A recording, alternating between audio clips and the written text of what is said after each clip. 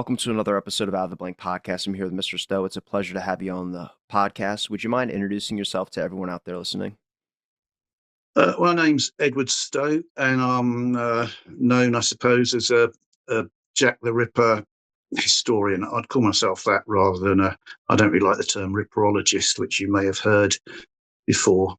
I don't really like that. I don't like applying that term to myself. Why don't you like Ripperologist? I think it sounds a bit cranky, to be honest. It Sounds sounds, like a secondhand chainsaw. yeah, a bit, yeah. It sounds like people are trying to make a science or some sort of special thing out of it. I just find the term a bit ludicrous. How'd you get interested in Jack the Ripper? Well, I've been interested in it since I was a child, probably. Well, my older brother got a book on Jack the Ripper, and it was always quite a haunting and disturbing element of history. The pictures, the original victim pictures, are quite disturbing, and it plays a big part in folklore in London.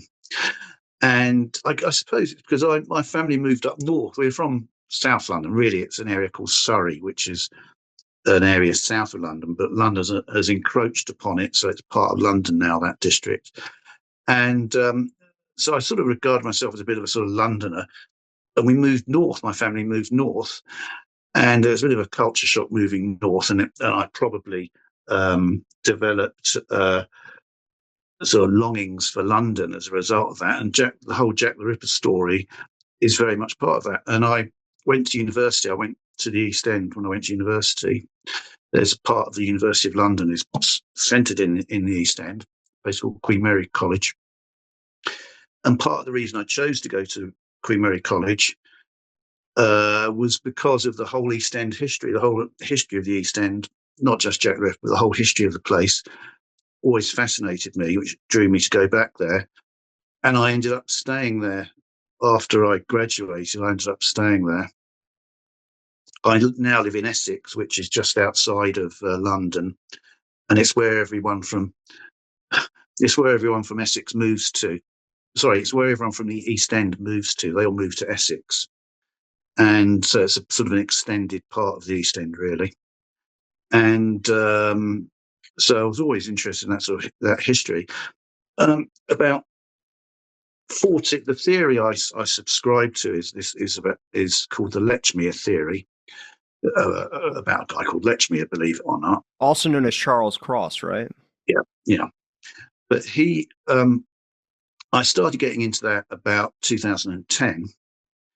And strangely, I remember sort of thinking to myself, not that long before then, probably at the beginning of 2010 or the end of 2009, I remember literally thinking to myself, how do people keep interested in Jack the Ripper when they can't? It's never going to get proved. You're never going to get anywhere near proving it or even proposing anyone halfway credible. So why I found it difficult to wonder why people could continue being interested in that subject for years and years, Ripperologists, in other words, when it was so unsolvable.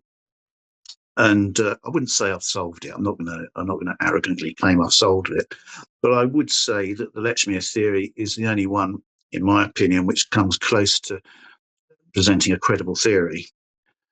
And when I came across it by chance in 2010, I tried to disprove it. My first goal was because I'm a sort of skeptical person. So someone said to me, "Oh, this person, Lechmere, who's a relative of theirs as well,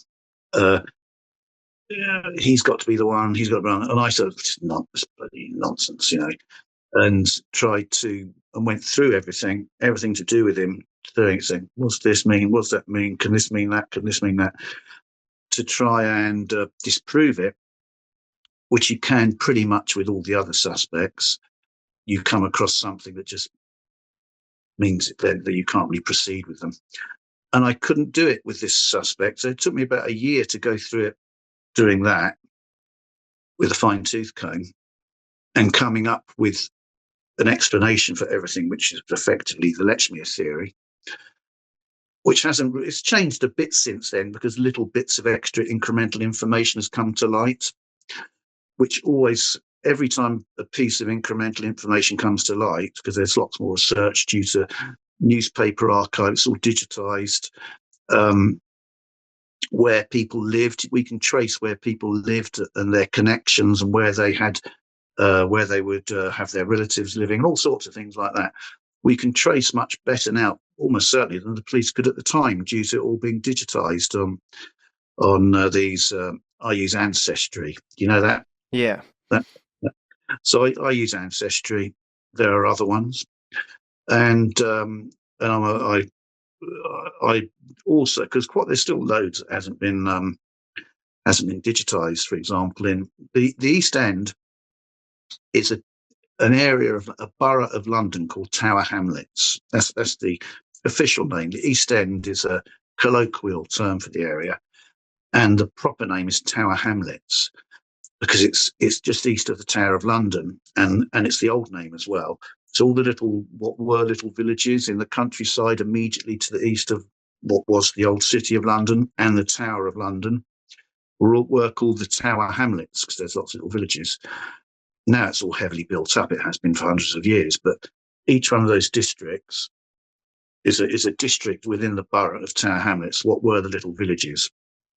And that's the area where the Jack the Ripper murders took place. And anyway, Tower Hamlets Local History Library and Archives is a very rich source of material which hasn't been digitized, so you have to visit there. But it's right next to where I went to university as well, so I was very familiar with that resource. And I'm one of the few people probably within the Ripperological world who uses that library and regularly goes there to look at extra bits of information up. And all these bits of information which have subsequently come to light always help. There's never a piece of information that comes up where you think, oh god, that's knocked a big hole in the theory, which is invariably the case with other theories. And there's one of my close friends is called Krista Holmgren, who appeared in a quite well-known documentary about Lechmere. And he's got a saying that every time a new piece of information comes to light, it will always help the Lechmere theory. He has that belief that because he believes in the theory, so he believes that inevitably, if we find something else about he had some relative here, or we found out that he had a connection to this place or that place, that connection will always help the theory. He has that, I think, and that's the way it has transpired, actually. I want to ask about the theory, but I also want to ask another question, which is what was the motive for Lechmere to have when it came to the killings? Because everyone always mentions like mental health, which makes a lot of sense if you talk about, I guess, I don't know if you're using 2020 glasses or you're thinking about how we think about things now. But then there could be a whole host of other things. A traveler. I mean, it took a long time for people to realize that truckers were killing people and ditching their bodies somewhere because they were always looking in a localized spot if someone was related to the area or if they were a local or something of that sort. And so there's a lot that has kind of changed over the years. Well, what you would call a trucker in your country, we call one of the colloquial terms a white van man. Do you have that term? White. Yeah, yeah. Well, we were told if they offered candy, don't get in the back. The most common occupation of a serial killer is like a white van man.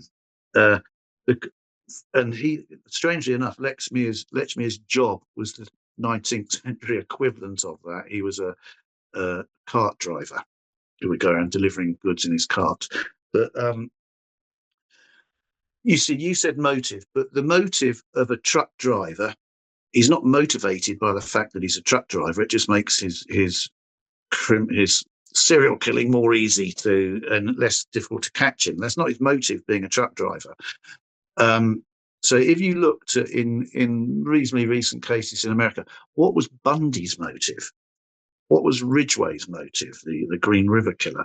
What was I won't say the Long Island serial killer because he's not been found guilty yet, but the Golden State Killer. You're familiar with the Golden State Killer? Not the Golden State one. Joseph DeAngelo.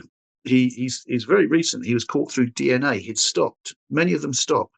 He was caught through DNA like 30 years after he'd stopped in California, which is why it's called the Golden State Killer. And he was responsible for about 3 or 4 different series of either rapes, breaking in and raping people, or killing that were thought to be unrelated and thought to be, because people tend to pigeonhole criminal, or if you're a serial killer, you must kill in this very closely defined way, otherwise it must be someone else. When actually it doesn't work out like that. People do different, as normal people do. Sometimes you might like steak, the next week you might like fish. People are like that. Serial killers are like that. They're not automatons that always kill in the same way.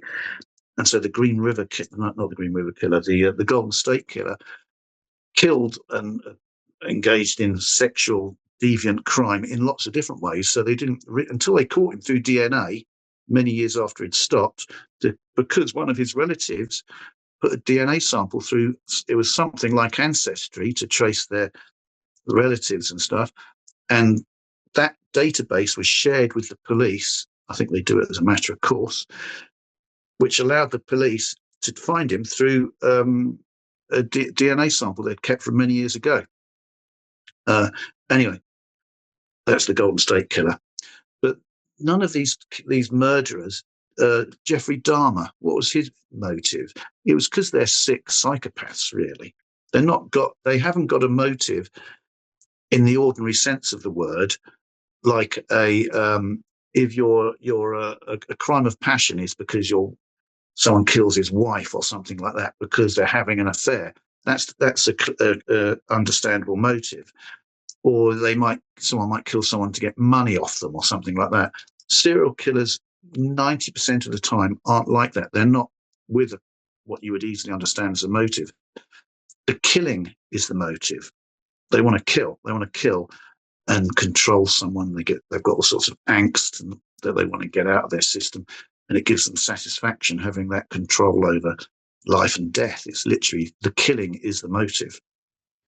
You didn't think how many victims do you believe? There's the canonical 5, but with those 5, there's horrible mutilations that go with it. And with some of them, the organs were taken out. So a lot of people think that they would attach those all to the same killer rather than multiple killers in that sense. Well, often taking a part of a human body is part of control as well. You're actually literally taking away and controlling that person by taking away part of their body. And they may have some sort of, and it's like taking trophies. Lots of serial killers take trophies because it allows them to sort of relive what they've done. But it could be just that taking the thing in the first instance is what they want you to do, to give them that much. It shows total power over that dead person by taking part of their body away. Some people try and claim some of the suspects, like Tumblety, for example, who's an American one, obviously, and one of the allegations that make up his suspect status is that he liked having human organs, because there was an instance during the American Civil War where he had those glass jars with like embryos in it, or different bits of human body in chemicals, which is the elixir of life, I believe, is what a lot of people think the theory goes into. Yeah, there's all sorts of cranky stuff like that. But Tumblety was a fake doctor, and so he bought a specimen collection, ready-made specimen collection, because doctors back then used to have specimen collections so they could look at what a kidney looked like, or whatever else. And so he was trying to get a job as a doctor with the Union Army in Washington. And so he brought people round to his apartment and gave them dinner and drinks, and sort of said, "Oh, here's my specimen collection," as part of his bona fides, to try and make it look like he was a legitimate doctor. Because look, he's got a specimen collection. That's what a doctor should have. And in the same way nowadays, you might put on a white coat and a couple of pens in your pocket and a stethoscope around your neck. Oh, I'm a doctor. That's the equivalent of doing that. But because he had this specimen collection, people claim that, because there were some of the victims of Jack the Ripper had organs removed. Not all, some of them. Two for certain. Of the five, two of the five for certain. And so Bill, that's one of the things they say. Old Tumblety, it was to add to his collection, but he'd stopped. That collection was almost 25 years earlier, which he bought in a job lot specifically to try and get a job as with the Union Army. He was a con man, you know. But yeah, but that's someone trying to create a fake. If Tumblety was the Jack the Ripper, he did it because he was a psychopath, and he would have got joy out of doing it. That's why serial killers do it. In 99% of the time, it's their hobby in a way. It's what they get kicks out of in itself. What about Charles Lechmere to you made him a fit for the killings, besides the whole ancestry and the like the actual murders, though, the motive, like where he would even get this? Was he mentally insane? And was there anything? Because again, a lot of the people I've talked to, some people believe this, like there's only five victims, and then others believe that there was some earlier. I think there's some evidence to that, but again, I don't think there's really anything that links besides maybe the blood and DNA evidence, which we can talk about later, that links one suspect to something. But even then, a lot of people don't agree that the shawl had the blood on it. So a lot of the stuff about the crime scene, it seems like it's gotten very confusing. So I'm just trying to sort out how we can. Well, the nature of psychopaths is that they're not diagnosed until they're caught and they've done something awful. Usually, someone like Bundy, who was definitely undoubtedly a psychopath, he came across to those who he mixed with, who psychopaths have in their people in their inner circle, they don't behave in a psychopathic way towards, because they're part of their in group, and they direct their anger or their bad behavior.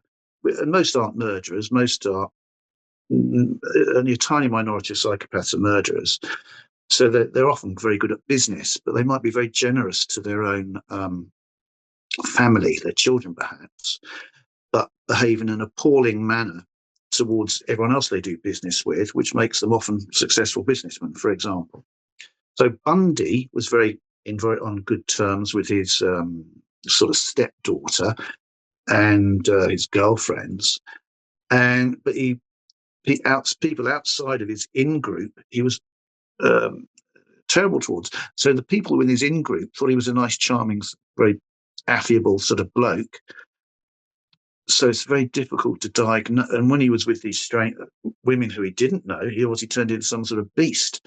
But so it's very difficult to diagnose psychopaths unless they've actually been caught. You are a psychopath.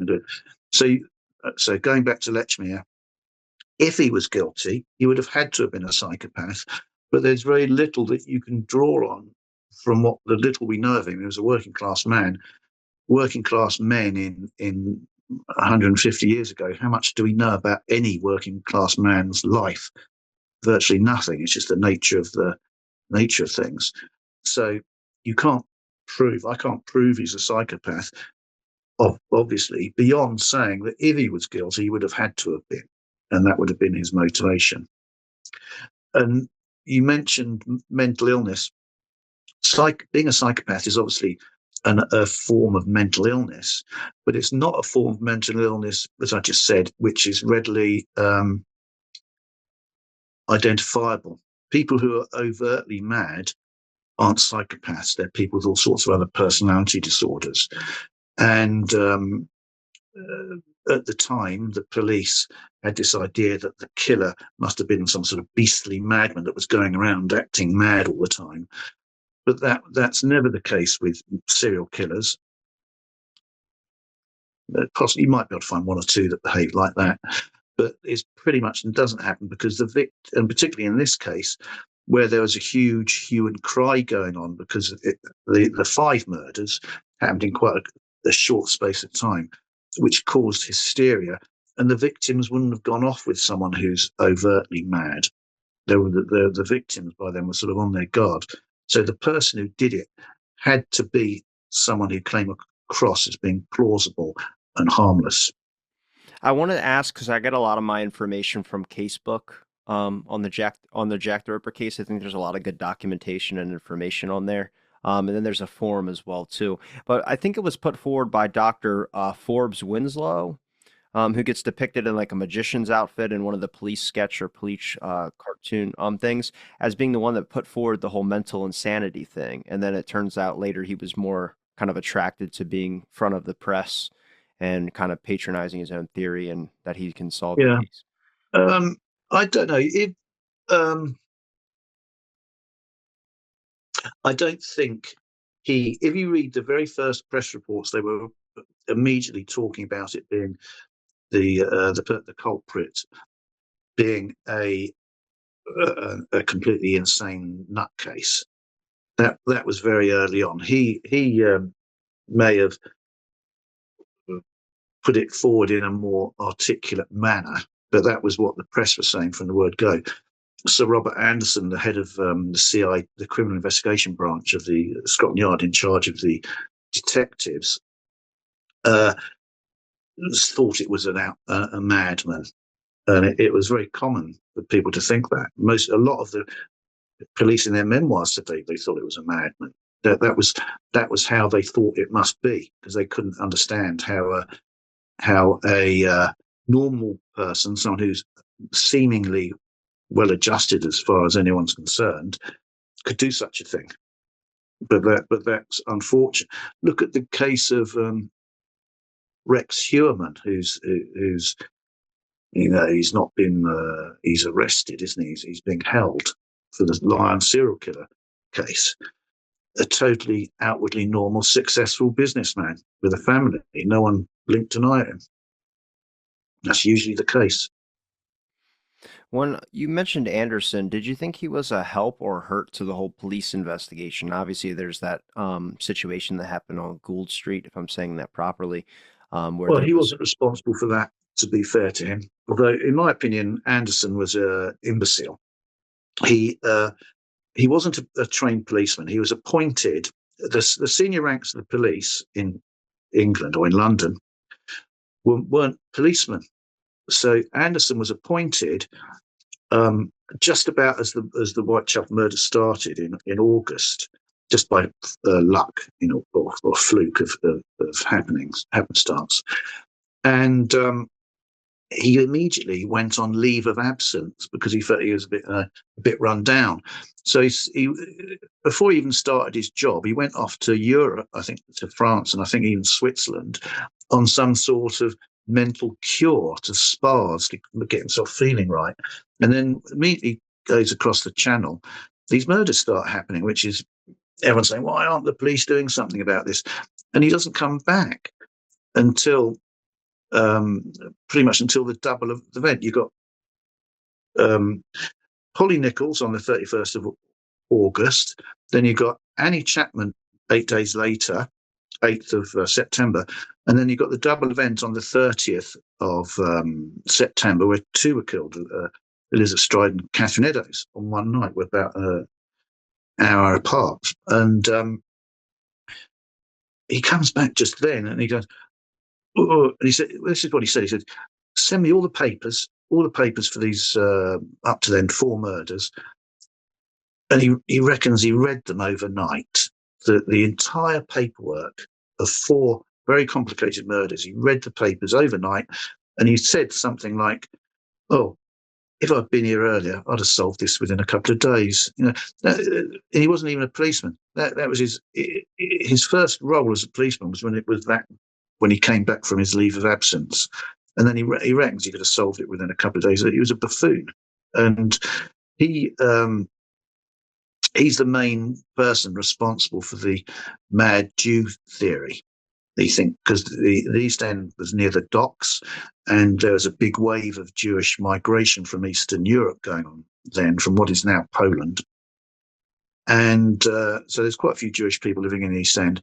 And he thought it was a mad Jew that was responsible for this crime. He's the main person responsible for that theory. But he was a total imbecile, in my opinion. Who do you think did the worst damage to kind of the myth of Jack the Ripper? Do you think it was the press or the police? I've given the police a little bit more leniency only because I understand how difficult it is to try and do an investigation.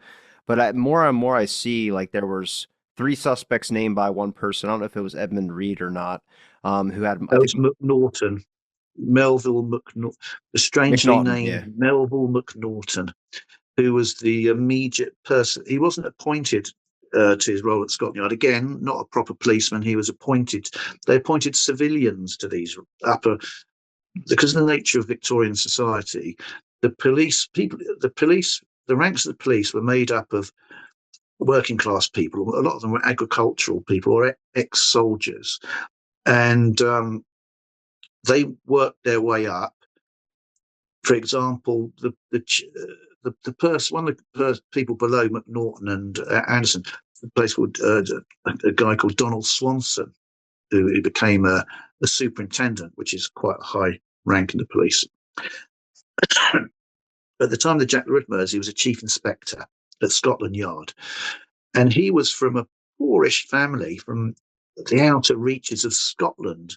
He was not middle class. You wouldn't probably say he was even middle class background, but they if you were reasonably intelligent sort of guy, you could work your way up the ranks. He started off as a constable and worked his way up the ranks. That was the nature of it. Because of the class-based attitudes in Victorian England, they didn't think it was suitable for the higher ranks to be populated by people from such backgrounds. So they appointed like ex-military people, or barristers, or all sorts of people from the upper middle class. At least you have to be at least upper middle class to get any of those appointments, probably really from the sort of lower ranks of there. You wouldn't get someone from the higher aristocracy, but the lower ranks of the gentry and people like that, they would get those jobs, and none of them would be policemen. They wouldn't have any experience as a policeman. They'd just get the job on who they knew from scratching someone's back and knowing someone else who in government who would give them the job. That's basically how they all got appointed. So Melville McNaughton was in that category. He came up with the five murders. Other policemen thought that some thought there were seven, and different varieties and permutations on how many they thought. Melville McNaughton thought there were five, and he came up with these three named suspects, which two of them remain reasonably prominent suspects. One has since been debunked because it happened he was in a French jail at the time. The whole time that it was going on, he was in jail in France, which tells you something. There's a guy called Ostrog, which tells you something about how good the investigation is. One of their top three suspects was actually not even in London. He was in a jail in France. So what sort of suspect was he? What could they have based his suspect status on if he wasn't even in the country? what about the second on his list was Aaron Kosminski? Yes, he was the favoured suspect of Anderson because he was a mad Jew. And he's also the one who you referred to where there's it's been presented that there's DNA evidence based on a shawl or some material, a silk material, a length of silk material that allegedly there has been DNA testing done on it multiple times actually, but it's been fairly recently alleged that the DNA extracted from it matched that of Aaron Kosminski and Catherine Eddowes, one of the double event victims at Mitre Square. And but the DNA evidence that was presented eventually was given a proper paper was written up. It was based on obviously scientific testing and also a novel method of scientific testing, because it was this shawl, if you want to call it a shawl, was had been handled by many people over the years, probably hundreds of people over the years, and potentially all the DNA of all these hundreds of people who had touched it would be on the shawl as well. And So he developed the guy who's Finnish, this doctor from a Liverpool university, uh, developed a unique method where he could somehow get into the stain and not just take a surface sample of it. He could sort of somehow burrow into the thin layer of material to avoid getting all the surface material of other people's finger sweat and bits of skin, perhaps, that people leave on the material as they touch it. Anyway, so because he used a novel method, and because it was, it was all over the newspapers when this was announced, he did a peer review paper on it. Eventually, about 4 years after the book was released, he came up with various reasons or excuses why it was so delayed.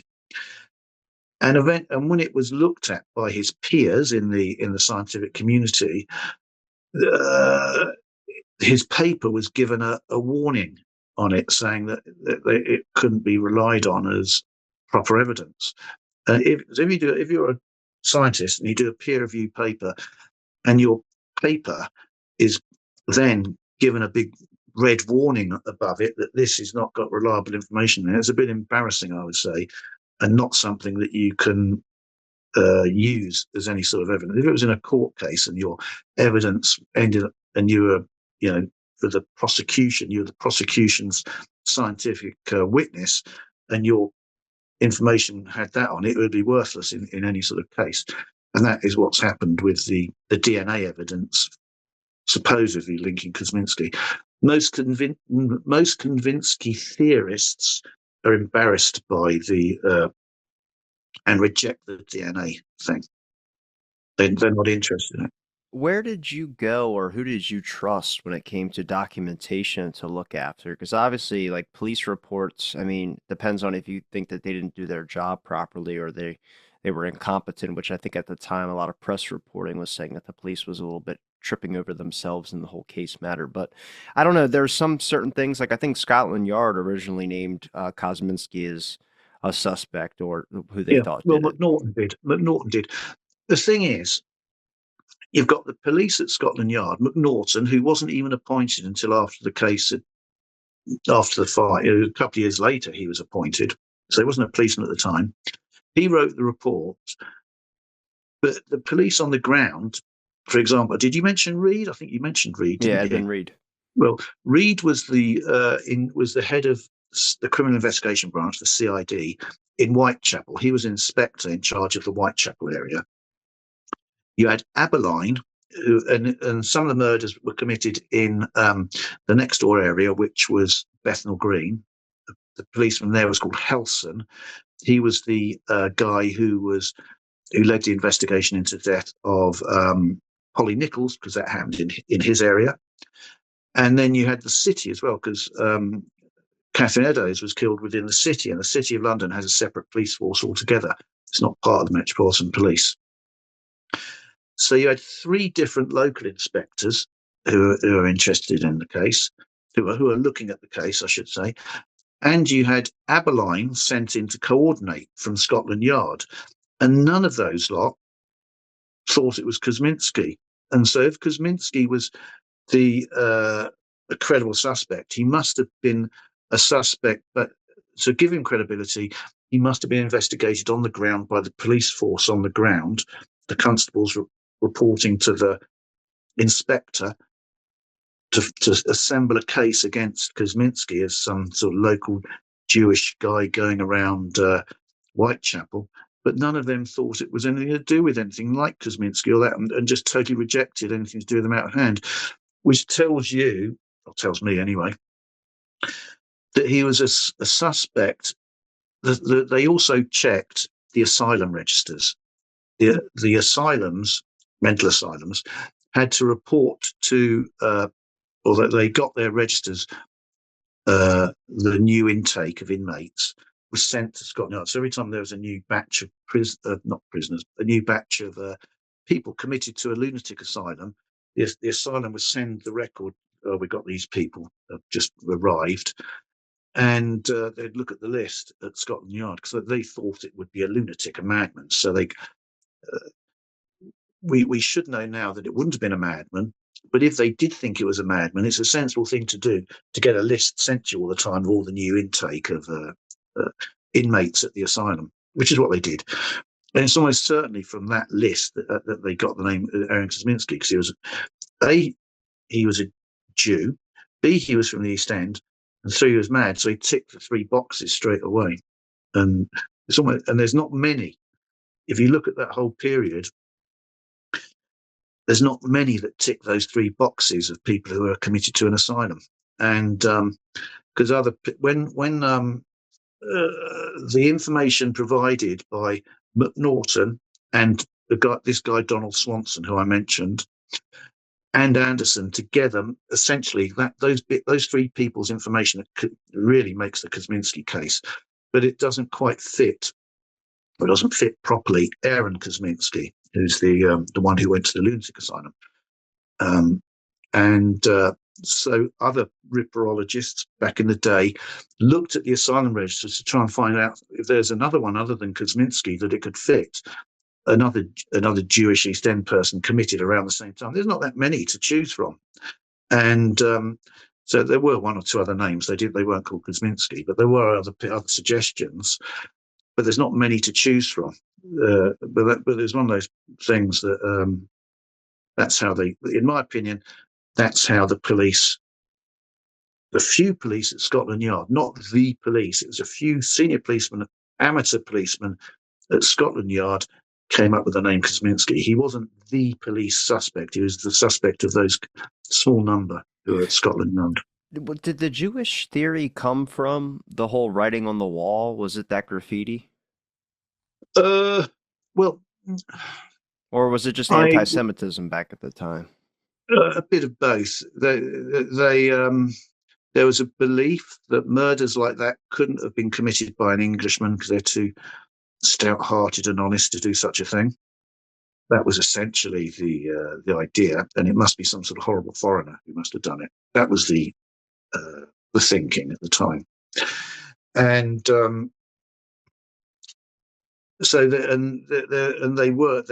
was an area, as I said, where there was a big influx of Jewish people from Russia or Poland, and there'd been pogroms out there, which had led to lots of refugees coming in boats and stuff to London. Quite a lot went on to America, obviously, but nearly all stopped in the boat. Nearly always stopped in London. They stayed there for a couple of weeks and then got another boat onwards somewhere else, maybe New York, maybe South America, maybe South Africa or wherever. And they nearly all stayed for a while and then went on. Some stayed still, some stayed for a long time or forever, and they're still living here now. They're descendants. So they made an easy sort of an easy group to sort of suggest one of these new people. And they had unpronounceable names to people then. They spoke Yiddish and weren't and stuck together. They were a separate community within the community. So that all lends itself to thinking one of these people would have been the one responsible for doing it. And there was actually, immediately after the double event, there was a search conducted. This wasn't done on Anderson's watch, actually, because he'd only just come back. I can't remember off the top of my head whether he'd only just come back or he hadn't quite come back from this leave of absence. And they did a search, a door-to-door search, a door-to-door inquiry over a big chunk of the East End. But the area they chose, and we know the boundaries because it's in a report, the boundaries of the streets that comprise this search area, it was the most heavily Jewish populated area. So they clearly targeted that area, thinking it was a good place to start the search. And then, they didn't find him, but that's what we did. And theories about that it predated that was just after this search was just after the graffiti was written. But it wasn't, the first suspect, the very first named suspect, who I think the infatuation with this guy derailed the very initial stage of the inquiry, was someone whose nickname was Leather Apron, who was a Jewish guy called Pizer. And so the very first named suspect, very often in serial killing cases or murder cases where it's not committed by a member of the family, which is what most murders are. The police often go off and find the local weirdo and think, it must be him, he's a local weirdo. It still happens now. And Pizer was the local Jewish weirdo who was the first big suspect under the name Leather Apron that infatuated the police probably for the first couple of weeks of the investigation. So, that tells you how their minds were working from the outset. You said Lechmere was a cart driver? Mm. Now, did you believe anything about the suspicion that the killer had to have anatomical knowledge because of some of the organs that were taken out? Like, if you give someone a pen and you told them to draw ovaries on a piece of paper, I bet you 95% of them could not draw a pair of ovaries. So I'm just curious because you need the utensils too, as well, to be able to do those types of cuts. Well, the doctors, most of the medical opinion at the time was that the person didn't have to have anatomical knowledge, and the police. Okay, of the three named suspects, none of them had anatomical knowledge. Ostrog, Druitt, who's the third one, or Kosminski, none of them had anatomical knowledge. I would argue that Tumblety, although he called himself a doctor, that didn't give him anatomical knowledge. He just called himself a doctor. He'd had herbal remedies and things. It's what the type of which were usually poisons, probably not intentional, but he literally did kill some people with these stupid potions. They use in mercury to like grow hair and other things like that. All sorts of things. It was to stop women getting pimples and things. But it'd be the most awful concoctions he'd come out with. And he did actually kill a few people through his potions. But so he didn't really have anatomical knowledge either. So I don't, I'm off the top of my head, I can't think of any who did have anatomical knowledge. What about Thomas Mann or Robert Mann? I think his name is. He was a coroner. He didn't have anatomical knowledge. He was a inmate, which is the right term to use, in Whitechapel workhouse, and he was old. He was old and feeble, and when you were in a workhouse, you had to work. That's what's called a workhouse. It was a place where you went when you, as a last resort, than living on the streets. But you'd have to do some work when you live in a work as to pay for your board and lodging. They'd put you to work.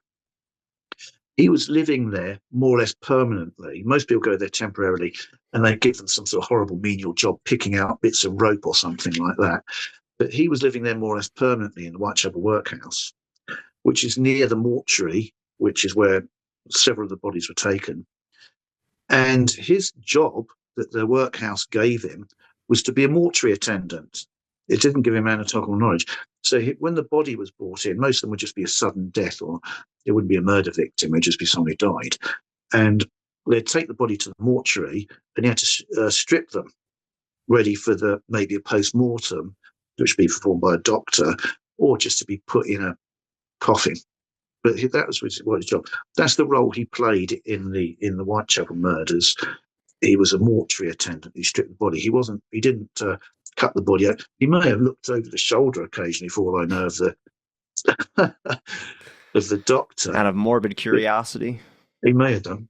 There's no record of it, but he may have done. He may have not liked it and gone hiding in the corner of the room, for all I know. No one actually knows, but that he didn't have anatomical knowledge.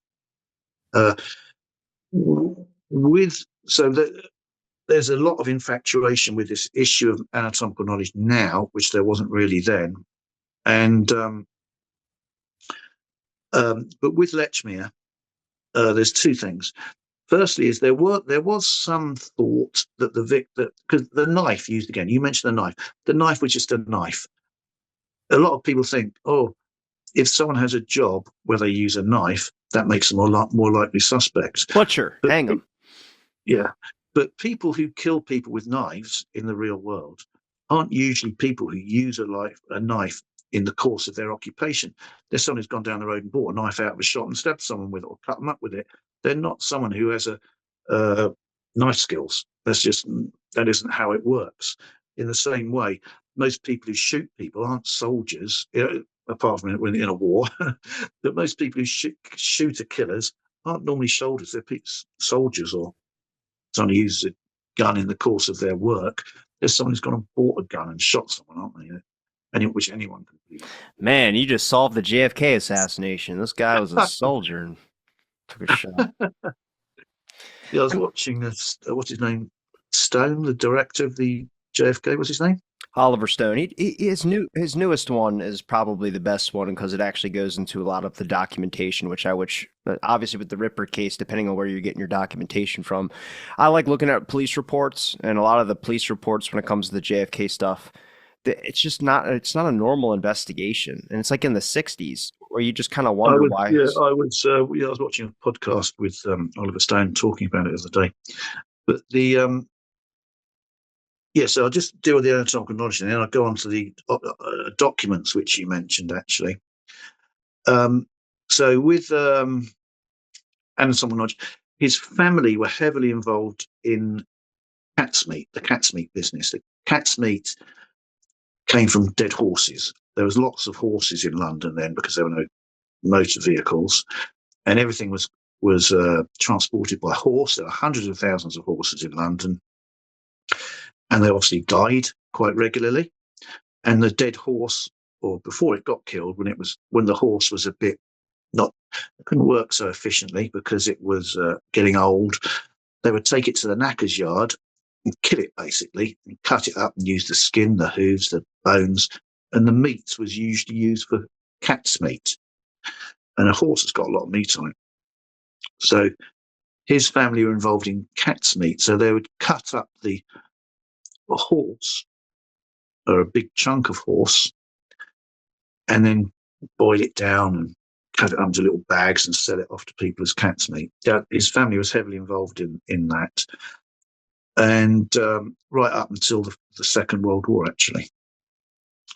And my latest film goes into it in quite a lot of detail.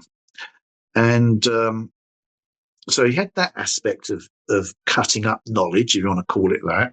Well, he would have had access to that knowledge. And my other rationalization is that there was a thing. There was a thing called an anatomical Venus. An anatomical Venus was like a big waxwork it was always a woman, and a pretty alluring woman. That's why it's called an anatomical Venus, often looking like the Venus. Is it the Venus de Milo in the shell? That the famous painting, and they would look like that with nice flowing blonde hair. It'd be naked body, life size, and there's this display of them, and you could open up the abdominal cavity, and they've got all the organs inside, and you could take the kidney out, and you could take the heart out, and the lungs out, and the intestines. It was like a model. You could put all these bits back together again afterwards, and they were initially presented as a scientific display, a bit like Madame Two. You know Madame Tussauds, the waxwork, a bit like that, but it was these things, lots of them in different displays.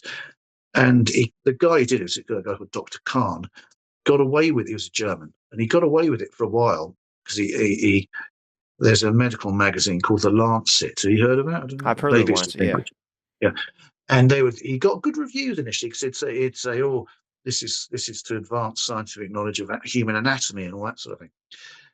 And he got away with that for a few years, and they supported him. But after a while, these models became more and more sexualized, and people would go there just to look at, because you couldn't have real humans naked, so they go there gawping at these life-sized, realistic bodies of women's. Man, it's the guy's 60th time here today. And so eventually, by 1872, 3, it was banned, and his collection was broken up. and most of it was smashed up. Some bits was survived in different collections, but it was in central London. This display, they went to America with them, and it was quite a popular thing at the time. It was the nearest thing to having a peep show. These anatomical Venus displays, and anyway, where the one in London was 200 yards from where Lechmere's uncle lived when he was reasonably young. And my theory is that he used to go there regularly as a child, looking at all these displays. And you said, and he could work out that's where the kidney is there, and the intestines are there, and it was, as I say, it was broken up and finally closed down in I can't remember off the top of my head whether it was end of 72 or 73, 1872, 1873. And Dr. Kahn himself had gone and sold it. He'd got out before all this came on top, and so his successors lost money because they're literally, the police raided and smashed the stuff up. And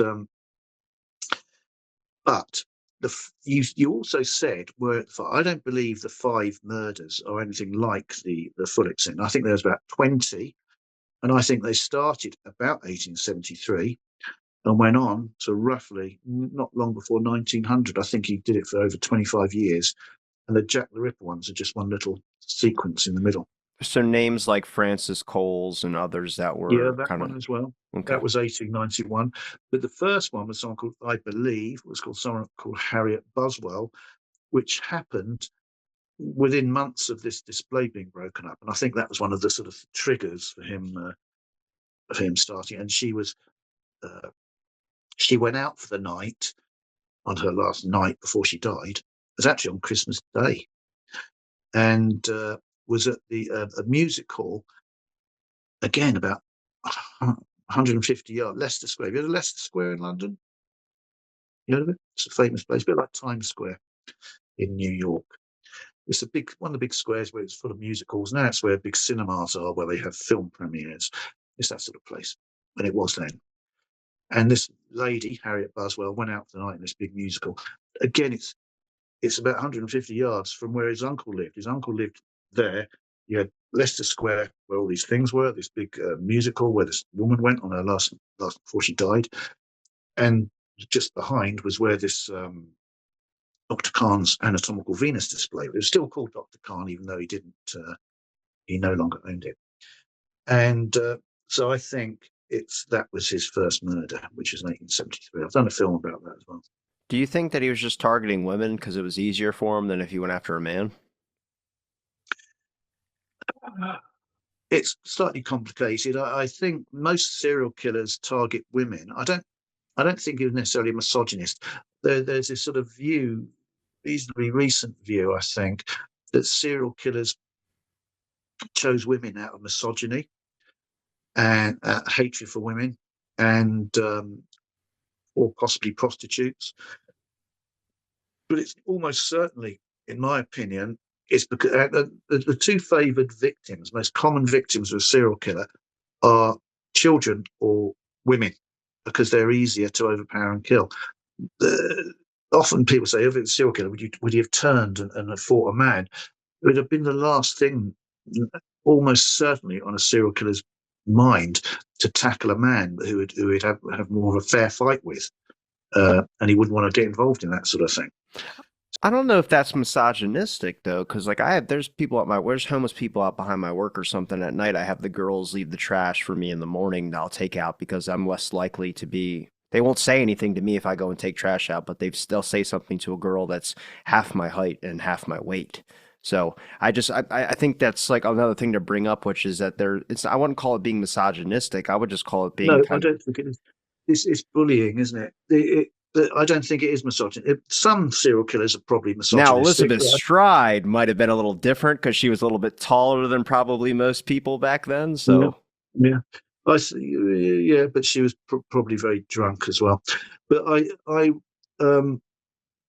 think one of the things of my theory is, I think that by the time of the Jack the Ripper murders, he knew exactly what he was doing, very confident in what he was doing and how he was going to do it, and do it quickly and cleanly and noiselessly by then, because he'd done lots before.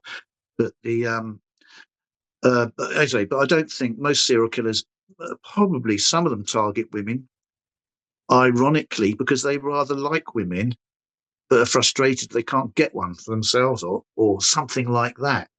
It doesn't. That's not misogyny, though, is it? That's actually a sort of perverse attraction which leads to murder. It's the same thing like if they have mother issues and they attack Yes, women. Yeah. I think there may well have been mother issues involved with Lechmere in. I think that I don't talk about this too much. I've got a YouTube channel. I do these films, but I don't talk about lots of things like that too much because it's where I'm using my imagination to presume things which you can't really know. Uh, it's you're guessing, aren't you?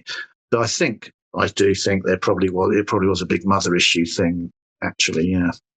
Well, a lot of the police records, I mean, even with like the JFK stuff, you'll eventually someone, an author or researcher, has to draw a line because there's just stuff that isn't there for whether it was the time period that someone didn't think of it, which we're thinking of now, or that just wasn't investigated because it, I don't know, just didn't seem useful or anything like that. And I think there's a lot that's come out now about, and obviously everyone tries to be their own armchair detective and try and solve the case. I'm just looking to better understand it without someone drawing their own conclusion to something. Um, but don't Do you you mean find the you talking about Jack the Ripper or JFK or both? both? You can, I mean, there's a lot of correlations here when it comes to people's independent theories. I'm pretty sure the Ripper community is probably as divided as the JFK one is when it came to everyone's own independent theory. But there's a Is there in the JFK thing? Is there much bitchiness and yeah. nastiness in There's writing discussion? articles slamming other people. There's saying that here I debunked your theory, and then there's people that refuse to look. There's it's like I think that's it's like that with anything that is unsolved. It's even like it with the Natalie Wood death of the famous actress who went off the boat. That I've had a leaded prosecutor on here that has talked about the reinvestigation, how this was a suspect. I even talked to Dennis DeVerne, the boat captain. I'll tell you, that was on the phone, but I'll tell you, I mean, there's a lot of stuff where it's like, I can't, you're either doing it for money, you're doing it for this. Everyone's going to put a hole into whatever you're going to say. So with something that goes on with time, you think it would get, I guess with the JFK case, you think it get easier to solve. And it actually becomes more clouded because people bring up really weird connections. Like we can take the examination of the Jack the Ripper case with suspects, some suspect that nobody's ever heard of. Like I have never heard of a one-armed Jack the Ripper, but then I had an author on here talk about it, and she brings a lot of interesting points and a lot of interesting connections. But again, it's something that just kind of comes out of left field when you're not thinking about it. Is she wrong? I don't know, but there's a lot of things that with time you can kind of go and more things get added onto the story, then eventually that becomes the full story rather than it just being added details. And that's kind of where we have to separate, people drawing their own lines of speculation. Yeah. Yes. The It also makes it damn hard to understand if he wore a top hat or not, because dude, come on. Well, with the Jack the Ripper, I did a short film once where I had a sequence about this in it, where and it's going to be the same with JFK and probably all cases where there's no solution, there's no real knowledge about what happened, there's no real proof of what happened. Let's say, and that is that people come up with the answer which suits their own personality, the sort of thing that they're more prone to thinking. So if you think that the establishment is always corrupt and covering things up and ultimately responsible for these big events, in the same way maybe about COVID and how that was another thing you could argue the same sort of thing about, then you're going to think maybe it was in the Jack the Ripper case, you may think it was the royal family or the Freemasons or something like that behind it, which the establishment covered up. Because such a big keynote event, unsupposedly unlike any other mystery in history, which isn't really true, but that's what people think. Some people think with the It was most Prince Albert bestial. Victor. I do believe that he was a he was Yeah. family royal family was covering it up. I don't know that one to me. That's just funny because I feel like everyone tries to find something dark about any popular figure. But it's the same in a way with the JFK thing, probably, isn't it? Where some people will be prone to thinking it was, the FBI or something like that. I don't know what your theory is. I'm presuming you have one. I don't know.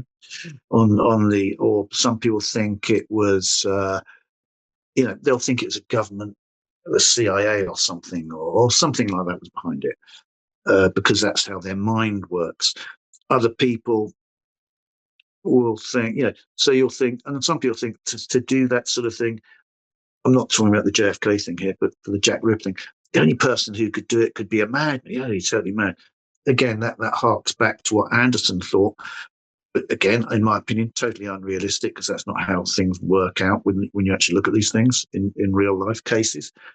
Or someone thinks, again, this is something they thought at the time, to do it, you'd have to be a criminal. You have to be a total criminal. But criminals don't do that sort of thing. Criminals don't usually normal criminals who engage in normal lives of crime very rarely become serial killers. Unless they're mafia hitmen, for example, perhaps one or two of them are literally psychopathic ones. There's been some who probably who went above and beyond the call of their oath as a mafia man. But most of them, lots of people in the mafia almost certainly have killed people. I think it was almost something you had to do, if you were asked to do, certainly. But they're not really psychopaths as such. They're doing it in the course of their sort of business, weren't they? Or their but criminals don't usually make psychopaths. They don't usually make serial killers. That's what I'm saying. Just, again, some people are predetermined to think that they should be that way. So people's preconceptions form their view of the type of their solution to the case, and it'll be the same with JFK and I can't see it off the top of my head a similar other case. Okay, the Princess Diana. Princess Diana when she Yeah. died in the Think everybody has problems with that case. yeah. Well, there's all sorts of other theories there, and what your personal solution will be what comes from your your personality is the sort of thing that appeals to you. I think it was the royal family shutting her up because they didn't want her to marry a Muslim or something like that, or something, or someone else will say it was the military industrial complex because she was campaigning against landmines or something like that. You'll get all these different solutions based on that, apart from the idea that it was just an accidental death. but and also Princess Grace of Monaco, when she died, what's her name? Grace Kelly, wasn't it? She was an earlier version of Princess Diana. No one really talks about her now because she's been supplanted by Princess Diana. But there was all sorts of conspiracy theories about her death as well. It's the nature of the beast that, I say, people come up with solutions that are in line with their own imaginations rather than what I would say is realistic solution. And you may say I would say that, wouldn't I? But I like to think that I've got a realistic solution to the Jack the Ripper case, where he's just a normal bod going about doing it. Well, let me ask you a couple things here, and you can say yes or no to them. You don't have to go into any explanations, but unless you want to. Would you be shocked, or would you think that some of the investigators, just saying hypothetical, let's say some of them were drinking while they were investigating, during their Back in the day, yeah, you mean, would I be shocked? No. well, would that be something that you should think they should just be taken off the case? Um, if I was around then, would I take them off the case? Is that what No, you're? we're looking back at it now. That wouldn't be normal to take them off the case. Uh, Drinking was much more. Individual police constables could be thrown off thrown out of the police if they were caught drunk. Not normally once. They'd probably have to be caught on drunk on duty a couple of times. If you look at there's a thing called police orders, which is a daily list of where the police have got to go. We've got to have extra policemen here because there's an event on here. We want 10 people from each division to go there. We've got to man this place. This constable is being reprimanded because he was caught drunk on duty. This constable's off sick. There'd be a list like that each day. It's called police orders. And so you can tell what the punishments were for drunkenness. And, you'd have to be drunk several times to get chucked out on duty, not a constable being drunk in the street, being caught drunk in the street. It wouldn't be I mean on duty, yeah, when they knew they were supposed to be yeah at work. in uniform on duty while they're on the beat. They wouldn't. It's not. It wasn't an automatic dismissal. It was a drinking culture in workplaces. Probably in America, I bet you in America in the 80s, drinking in your lunchtime would have been common. People going back half drunk to their desk in offices in New York. I bet you in the stock market, in the what do you call it, the Wall Street. I bet you the people in Wall Street, when they'd done a good deal in the morning, they'd go and get drunk and go back to work in the afternoon drunk. I bet you it happened a lot. So it would have been even worse in Victorian times in the police, and I bet you in the American police, it would have been quite common, particularly the desk ones, like the CID ones, who could go into a pub in plain clothes and not get noticed. I bet you they drank a lot. What about like the royal guard of the British family, knowing that they would be up late at the bar till 3 o'clock in the morning, knowing that they'd have to be at work in 3 hours? Would that be Oh, that would normal? have happened a lot. I bet you it did, yeah. Okay, and they wouldn't get fired if they were caught and it was proven that they were drinking. In the police, in Victorian times, probably the higher up you went, the more you can probably get away But with. it's That's the way it is. okay. What about I don't. There's no proof. There's no proof that I've seen that I can recall seeing that anyone higher up was habitually drunk. But I would not be surprised if it happened. I'd be surprised if it didn't happen. when did the details for the suspect or any individual that would be involved in the Ripper case first come to light? Would have Right. happened within the first 48 hours of finding a dead body? Would you eliminate the possibility that there might have been two people involved? Okay, look at the death of Polly Nichols. She died on the morning, early as the morning, 31st of August. The police were suspecting this guy called Leather Apron before the day ended. So, and that almost certainly derailed the initial couple because the police tend to operate when they find a suspect that we've got to get. That's the one we think it is. They also that also derailed the investigation first few weeks. And that wasn't the first murder though. That's the first of the canonical murders. Okay. Polly Nichols. There were some horse slaughterers working in a yard behind in the next street over. They came under suspicion pretty much straight away as well. So, okay, I'm not being totally fair in saying they had tunnel vision for Leather Apron because they also looked at the horse slaughterers, who are another group which has an immediate attraction. If somebody's been cut up, you're going to look for the horse slaughterer who's just around the corner, aren't you? It doesn't take that much imagination. They also clearly, with all the murders, because the police were actually quite good. In normal policing, they were quite good. Serial killing, we have one murder after another, one crime after another, with all the new witnesses each time. Before you even finished looking at one, you got another, and you got a whole load more witnesses, and then another, a whole load more witnesses. It is a complicated thing to deal with. The police always have difficulty with it now, but with I forgot what I was saying now, but with the that was it.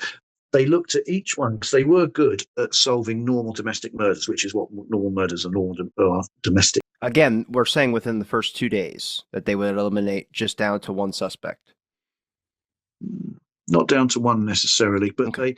they would investigate each one also to see if it's a domestic. So they'd ask who Polly Nichols. They'd ask who all her friends in the lodging houses, these common lodging houses where they all lived, which were very, very cheap accommodation. Lots of people living in shared rooms, essentially. So they'd want to interview them to find out who, and they'd find out she didn't have any enemies. And so everyone liked her, and they'd sort of discount that possibility. It was a local grudge. They'd also check her family out because she was divorced. So they'd check her husband in case there was some sort of thing. And they did that with all the murders because they were quite competent at solving domestic murders. So they had an eye on thinking, is each one a domestic murder? Basic policing they were okay at. actually. And Well, you mentioned, I got another one for you, but you mentioned Anderson. He had a kind of had a view towards the Jewish people. So obviously he might be biased in who he's going to be looking at, right? So it would be very hard to kind of trust his overall say as the overall opinion of who the suspect would have been. You'd have to look at a multitude of others as well, too. So looking at a police investigation, if you had, say, Anderson's take that's the Jewish people, would you just limit your view to just the Jewish people since he said it? You can say, like I said, yes or no. I don't. You don't need to go into. I got like two more of these afterwards, so it's fine. what do you mean? Would I? If I was, you see, the thing is, Anderson was distant. He was in Scotland Yard. Would Reed, for example, have taken cognizance of Anderson's opinion? I don't think so. No, Well, who's the authority? it didn't quite work like that. The Well, who's the one that was there on the first day and continued until whoever was relieved? Who did the most on the case? well, the trouble is, there's 5 different murders in. You've got J. The first one was in J Division, which is Bethnal Green. So Inspector Helson was in charge of that one. That was Polly Nichols. Then this is one of the other problems with the case because you had different. It wasn't a unified command. So because they thought that then they didn't think Polly Nichols was the first. It's only later with McNaughton that they thought it was the first. So then they thought it was the third. Because there'd been one in August, Martha Tabram, in early August, and one in April before that, Emma Smith.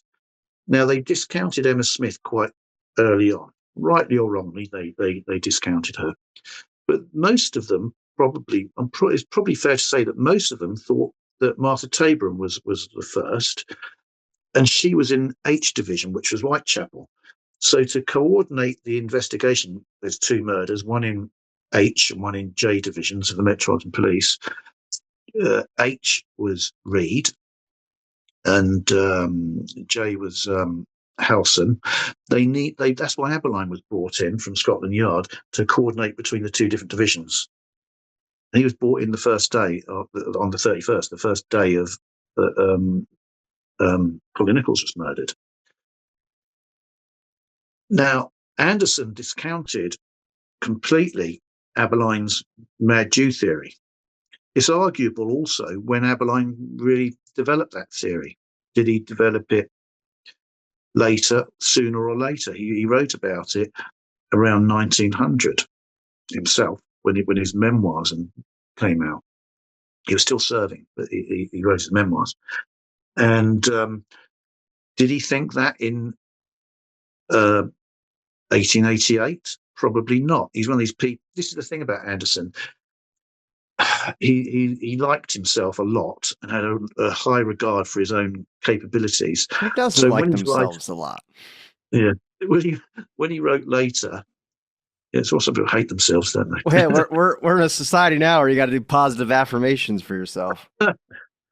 Yeah, but later, I don't believe he thought that. When he writes his memoirs later on, he's looking back. Oh yeah, I knew all along. I knew what it was. All I could have solved this within a day. That's what he said in his memoirs. I could have solved it within a day. If I'd been here, I'd been in some sort of spa in having saunas in Switzerland, I'd have solved it straight away. I never got to this stage. That's what he effectively said. And but if you read and look at his behaviour at the time, he clearly didn't think he had solved it at the time. The Francis Cole's murder in 1891, in February 1891, he wrote saying, "Oh, I think this is him striking again." So at the time of the Francis Cole murder, he thought it was a Jack the Ripper murder, but later he didn't. So, and Kosminski, his suspect, had already been locked up by then. All right. Oh, I don't want to lose the main point here, but when we get to someone that would be at all 5 murders and is linked to all 5, or just in the area, could be just lived, just a policeman. Anybody, just and not a policeman. Who would be a suspect? Let's just say I'm not going to say let's get a specific suspect, but let's say a suspect popped up that was around all five, would you then say he's not close to the other ones, but the other ones are similar to, could be precursors? Would it would be irrational to link that person to that one, correct? Sorry, say that again. What's your scenario? We don't even have to use the whole Jack the Ripper thing. If you have one person that's around, let's say, 3 murders, would you go to 2 that happened a week before or maybe a month before and say that was him as well too, because they're kind of similar? But that would be irrational to do that. If you have someone if you're investigating, you haven't got a named person. Any murder, any unsolved murder, this is my approach. Any unsolved murder, either side of the ones you're interested in, the smaller group in the middle, you should be cognizant of that they could all be linked. They may or may not. Until you catch someone, you don't know, do you? Until you can, because you could catch this guy who you say, oh, well, take him in for questioning because he lives very close to these 3. Perhaps he was seen near one of them, and the other 2 are very close, and it's very close to where he lives. You might take him in for questioning, mightn't you?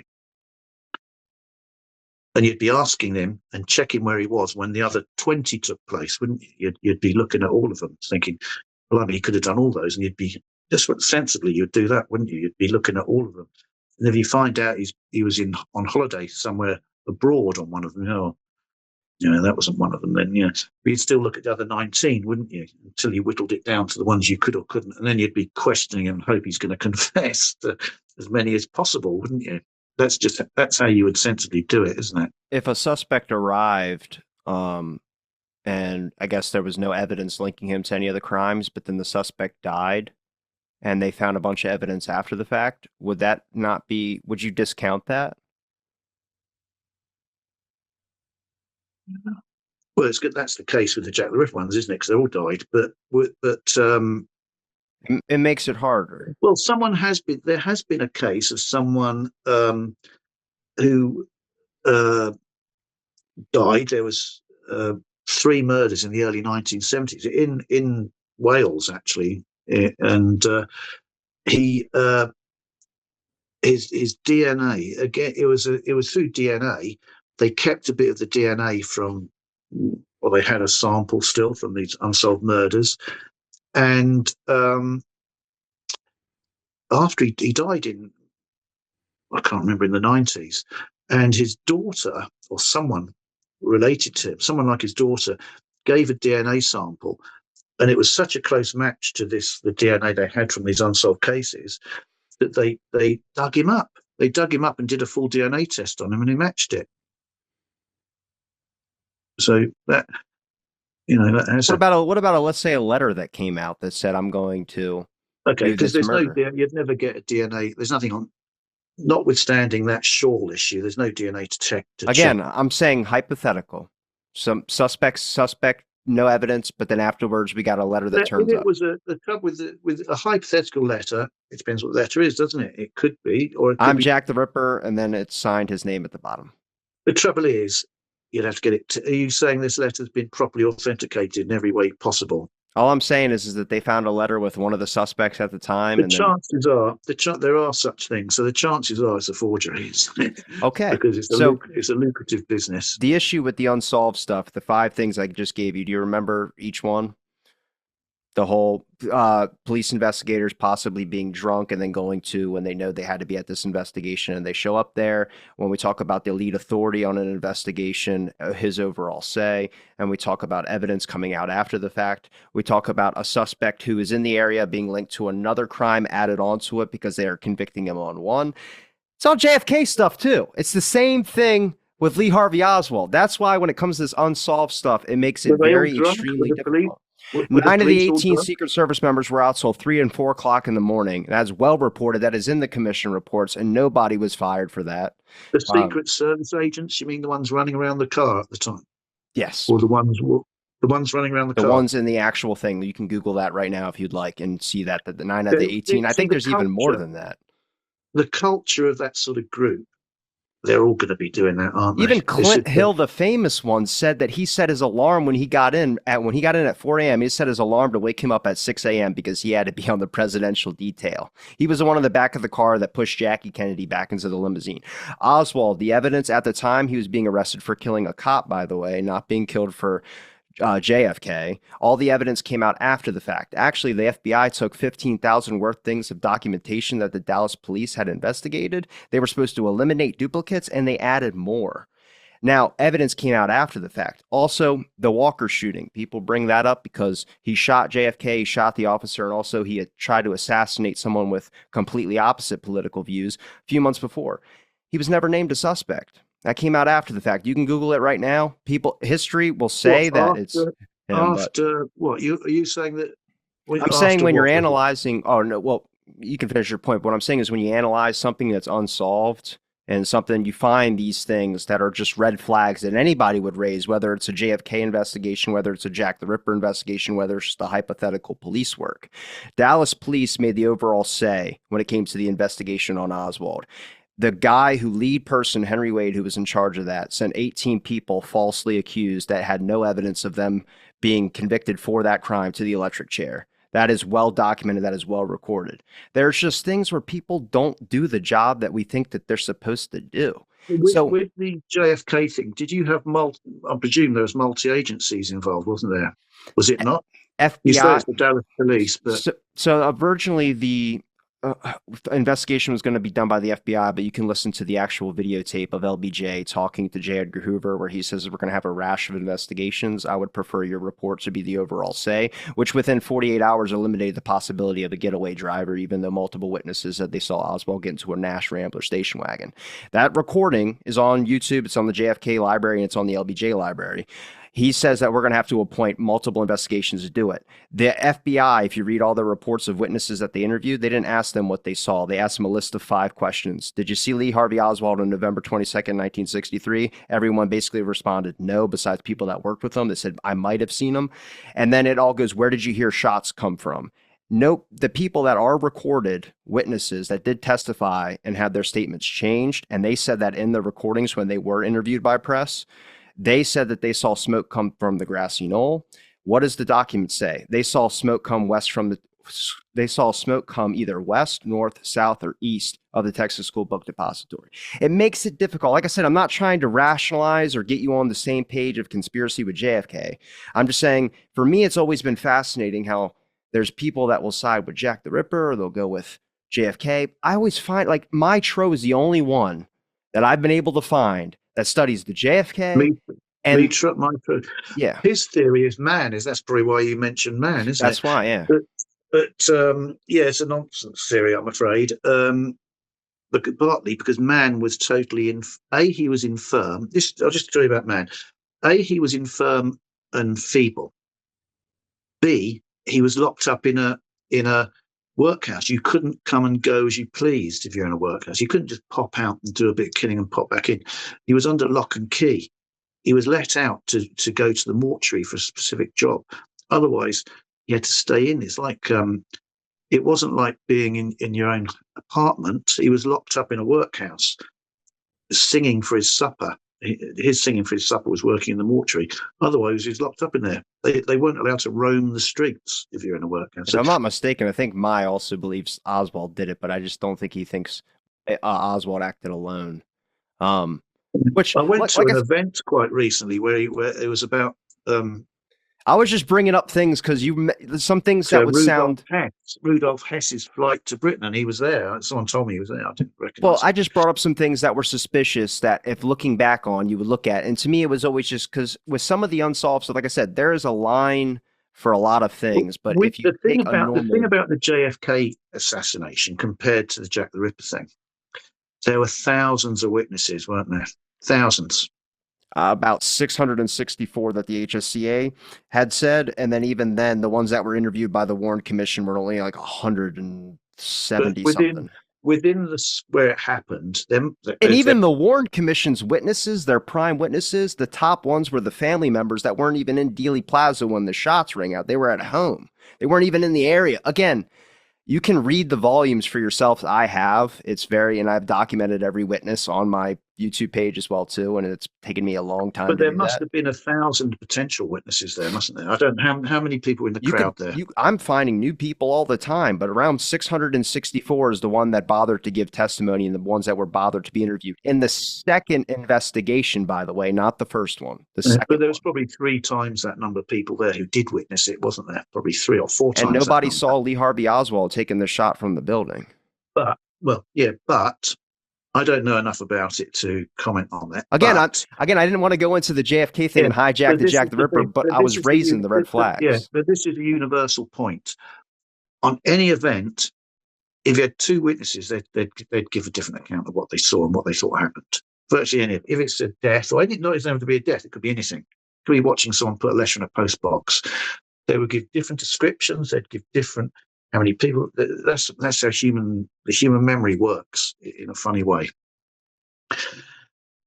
And when you've got hundreds, 600 witnesses, or 150 that they chose to use, or however many, you're going to get a complete mixture of stories. Because particularly it's a traumatic event, when someone watches something that's a massive world event like the assassination of Kennedy, that they almost immediately know was a very dramatic event. The people who were around the square who could witness the grassy knoll would have known it was a earth-shattering event straight away, wouldn't they?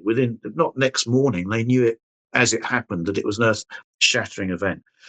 And human minds work very funny when that happens, and get very confused about what they actually see as sort of form of Unless what? There's an unless in there. Unless they have military experience. Do you count out the 9 officers that drove their car to the grassy knoll, though? Yeah. Arguably, if they know what's going to happen before it's happened, and they're not going to have a steer, are they? If that's what you. No, it's just the military. There's the police officer that rode his bike up the knoll. There's many officers that ran to the knoll as well too. There's also over 50-something people that encountered a Secret Service agent flashing a badge up there, and the Secret Service were interviewed about that, and they all accounted for that. There was no Secret Service agent on top of the knoll. So then we have a mysterious man up there, which is in the original documentation. That is documented. But again, it didn't go with the whole, they got their guy and they just didn't investigate. Yeah, but with hysteria, again, hysteria claim. If someone's involved in the know it's going to happen before it's happened, they're not going to have hysteria, because it's working as their mind has already worked out what's going on before it happens. But policemen and soldiers are quite as prone to hysteria as anyone else, and not giving accurate accounts of what happened. Well, based on the research of adrenaline kicks in, and they're not thinking rationally as anyone else as well. Yeah, perhaps but those are the largely eyewitness accounts that are accepted as if they have military experience. Well, I don't think military experience would take away the adrenaline rush and the knowing that it's this big thing, and the way their mind processes the event. If there was someone who's an insider who knew it was going to happen before it was going to happen, which would be the case if you believe they would have had people on the ground who, the question again is how many people were in on it, isn't it? How many people are in on it to keep the secret? That's a question that doesn't need to be solved. The question is there evidence to support the suspect that was named? And there isn't. You mean Lee Harvey Oswald? Yeah.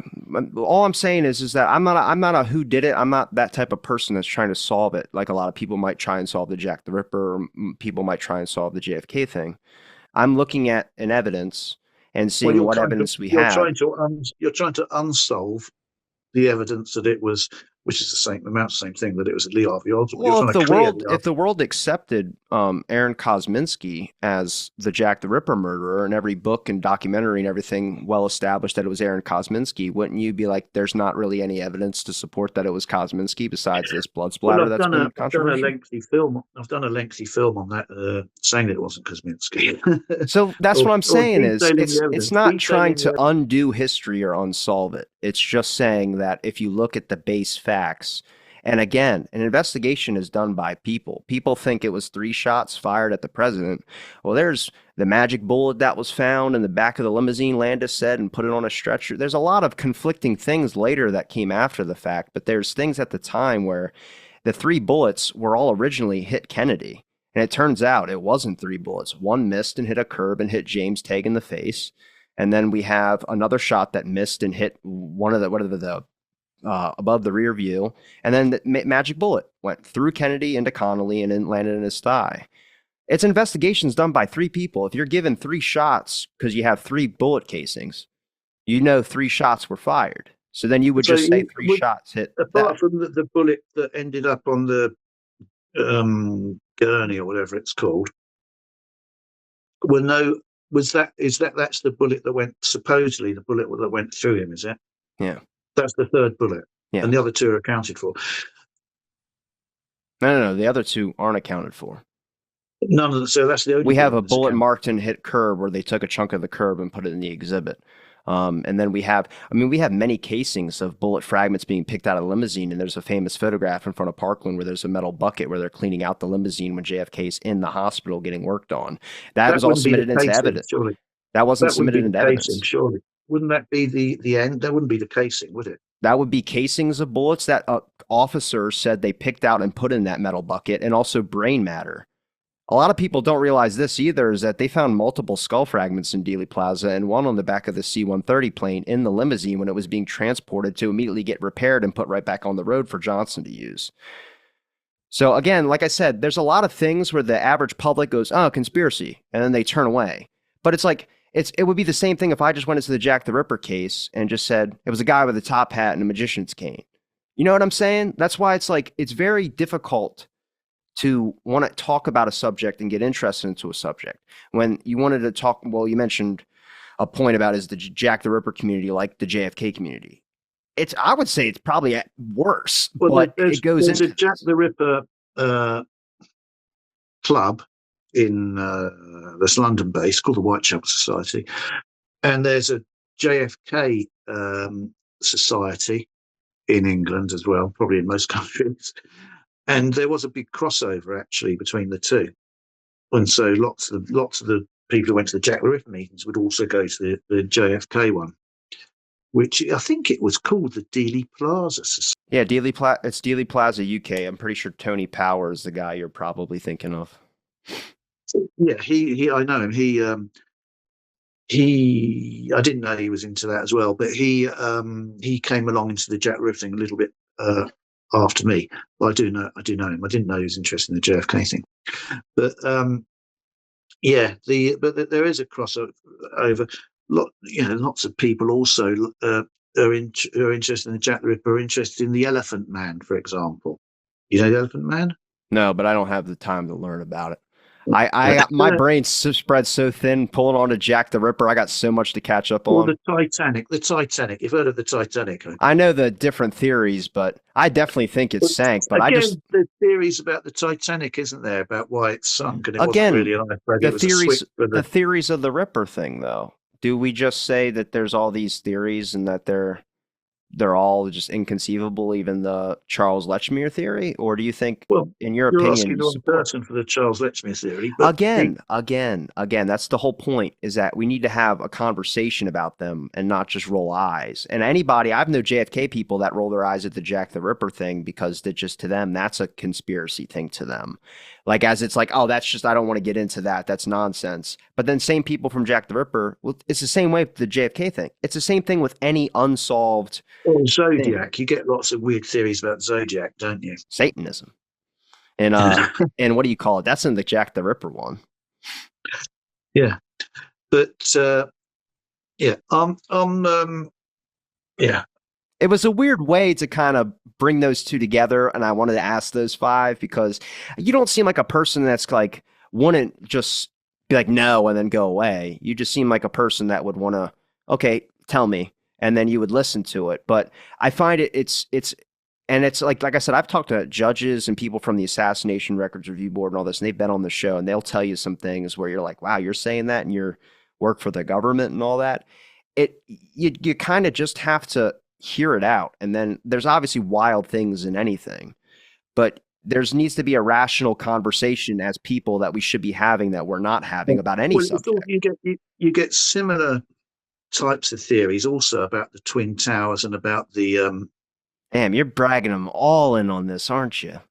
the plane that ran into the Pentagon at the same time, more or less. Stick with a less controversial one than that one. But That's an American heart story right there. yeah, but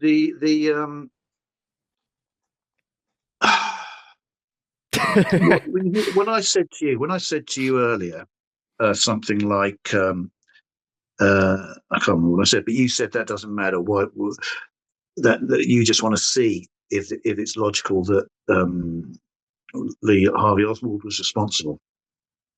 One of the things that I look at when I look at my one of my starting points is, what if they, whoever they are, did something nefarious? Why did they do it? Why would they be getting out of it? Why would they do that? With the Princess Diana thing. Why? Well, no. Stick to the JFK one. Why would Oswald shoot JFK? Why would potentially he was? I'll give you a few potentials. He was working for Russia or Cuba. Okay. Or he was just a weirdo that wanted to get notoriety for killing someone. Why would he claim he's a patsy if he was a weirdo that wanted to get notoriety? Why would he claim he's innocent and they got the wrong man? There are often people who do something bad, deny it, and try and come up with a defense, which you can't take what they say at face value. That's what I'm saying. Peter Sutcliffe, the notorious, is called the Yorkshire Ripper. I don't know if you've heard of him. He tried to make out as his defense that he heard voices from a grave. We just made it up to try and get schizophrenia and diminished responsibility defense plea. People make stuff up. People plead not guilty. The guy who shot the health insurance guy in New York, he's not been found guilty yet, obviously, but he's pleading not guilty, isn't he? When he it'll come out and but won't you say that's weird if he ends up getting shot and killed before his trial? Don't you think that's weird? Maybe. But people, and that guy, was his name Saran? Is that his name? The guy who shot? Is he the name of the guy who shot Lee Harvey Oswald? RFK. No, Jack Ruby's the one that shot. Yes, I'm getting mixed up. There. Saran's from Barbarella, isn't he from Barbarella? No, Bobby Kennedy. No, Barbarella, the film was. No, Sirhan is the name of the assassin that shot RFK in the pantry in the Ambassador Hotel. I think he was the baddie in Barbarella as well. I don't know about that. I Jane Fonda. Oh, I hope not. I love Jane Fonda. I think he was Saran was the baddie in Barbarella. Anyway, but which is probably some sort of coincidence. But what I'm saying, I look at why would someone do it with Lee Harvey Oswald. I don't think the fact he said I'm a patsy necessarily means he was a patsy. He could have been thinking, I'm going to say that because I'm going to pretend it wasn't me. That was his defence plea. Doesn't mean he was a patsy, does it? Because people who are guilty of crimes often deny it and try and build a defence for themselves. So, what about the government lying that they didn't have any information on him, and they end up finding out that they destroyed his 201 file, and we actually have a copy of his 201 file? And what you should think rationally would be that the man defected to another country. I hope that the government's keeping an eye on him. But a week before JFK comes to Dallas. This was quite a long time ago. I don't know how efficient they were at that sort of thing. Well, a week before JFK goes to Dallas, they dropped the threat on him, saying that Oswald wasn't a threat. Now understand that the route changed November 19th. Kennedy shot on the 22nd. Oswald got a job at the book depository building where the route changed to go by. Instead of passing on a different highway street, it took a detour right by the Texas School Book Depository. He got a job there a month before, and he also just had a baby. There's not a motive there. Well, well, this goes back to We're your far from Charles Lechmere now. whether logical motives are the motives aren't always logical. The I'm not saying that he wasn't that you're not right that he didn't do it, but what I'm saying is what is the motive? If people say to me, I'm going to use this as an example, the Twin Towers. How about we use Jack the Ripper as an example? Okay. Because Well, that one I will get don't. taken off YouTube if you use the 9/11 one.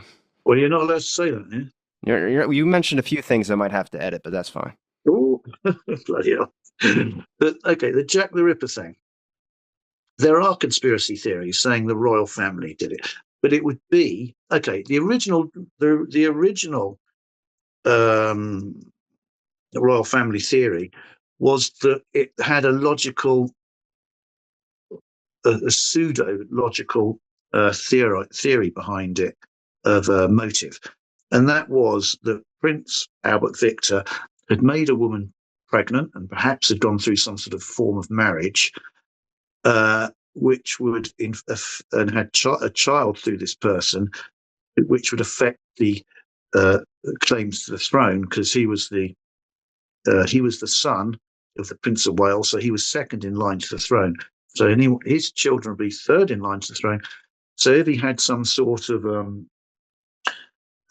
marriage with a Catholic, and that was against the rules as well, probably still is. I think that's still against the rules actually, and had a child through this marriage, then that affects who was going to rule the British Empire and all this sort of thing.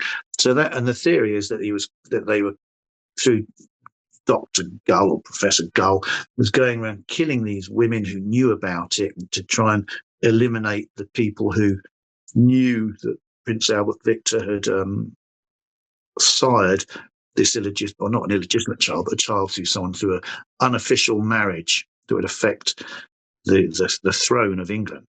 That's the theory. And so that is a conspiracy theory, that it wasn't a psychopathic serial killer going around killing people for kicks.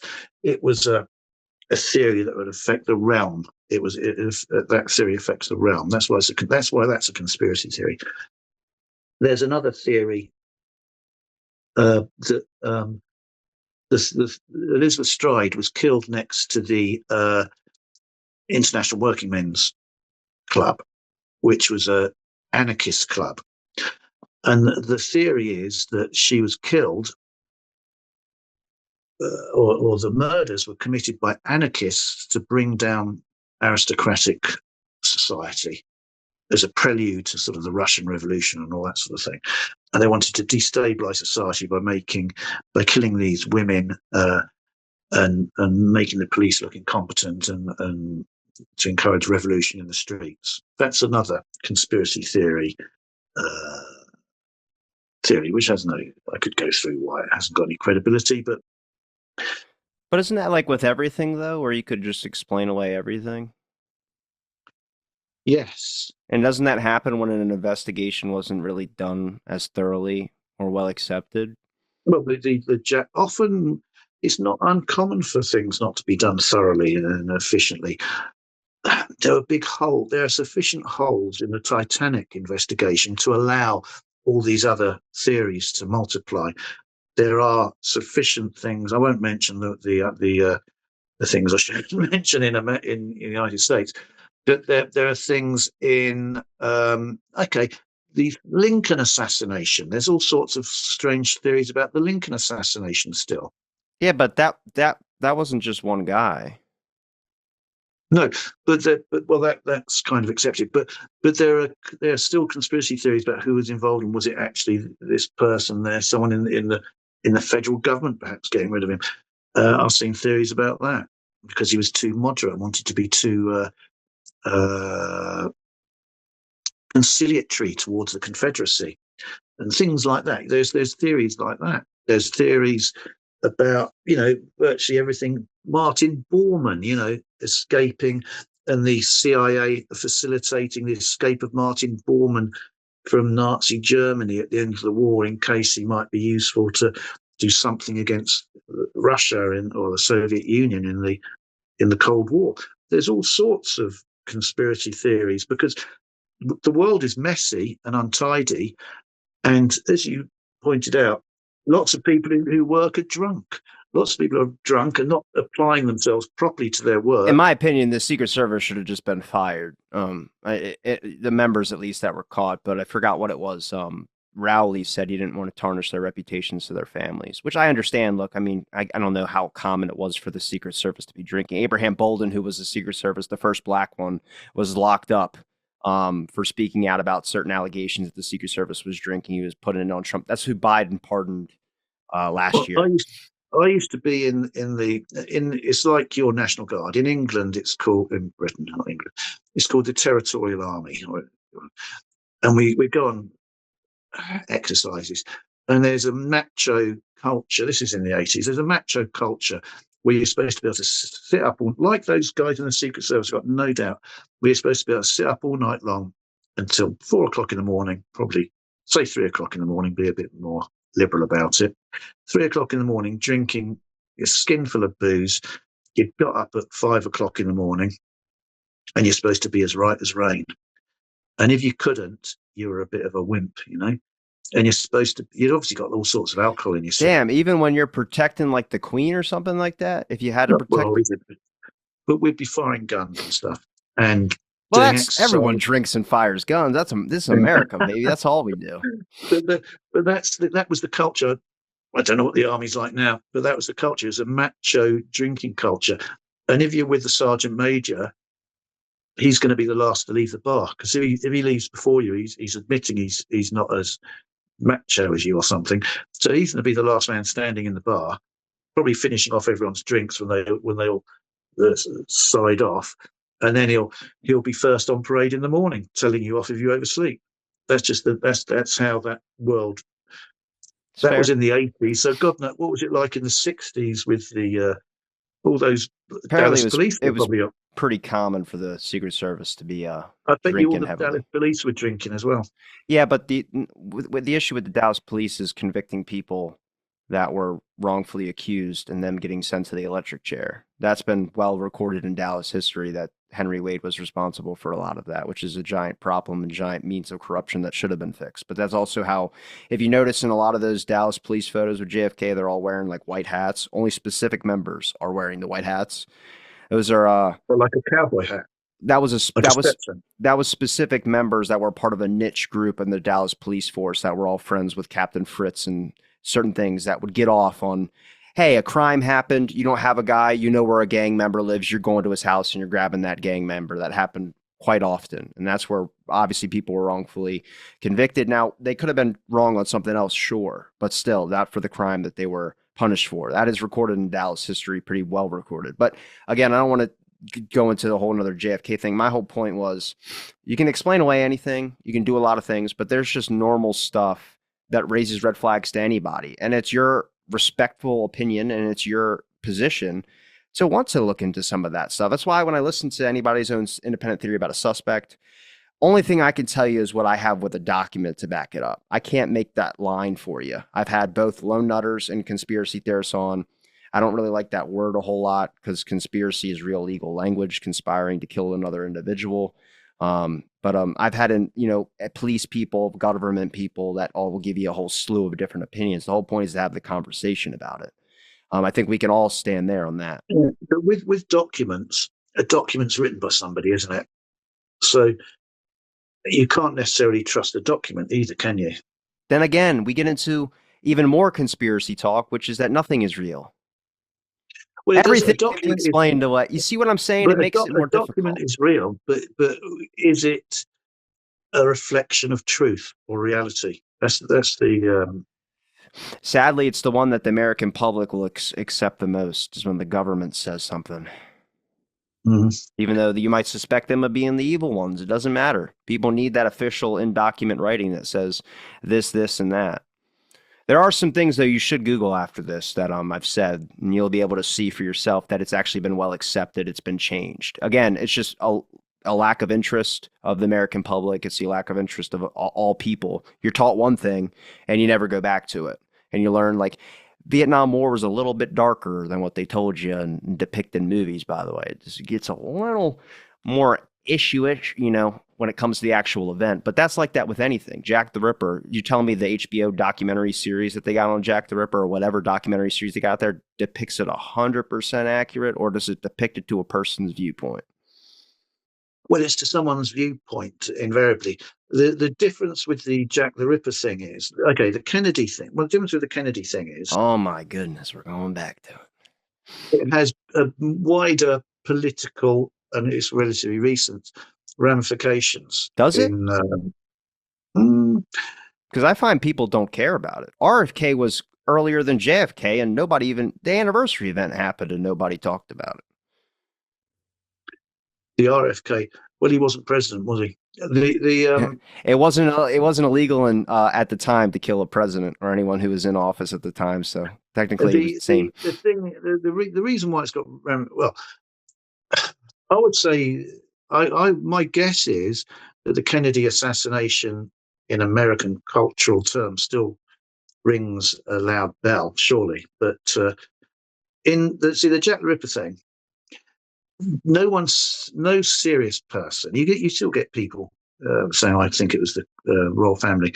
You do get them, but it's not. No one would seriously suggest that now. So it's got no. So although there's no, I can't see a motive in hiding the establishment of the powers that be, hiding or refusing to open up files that might be related, like secret file that might be related to Jack the Ripper, or coming clean with it. What about the JFK file? Oh, the JFK, as I say, it's got more wide-ranging ramifications that still. It was supposed to be out 2 years ago. Every document. We're 2 years past that. There are certain documents that bureaucracies keep things secret longer than they. National security. Nobody will tell you what that means. It's the nature of the beast. There's plenty of files which are to do with, going back to Rudolf Hess.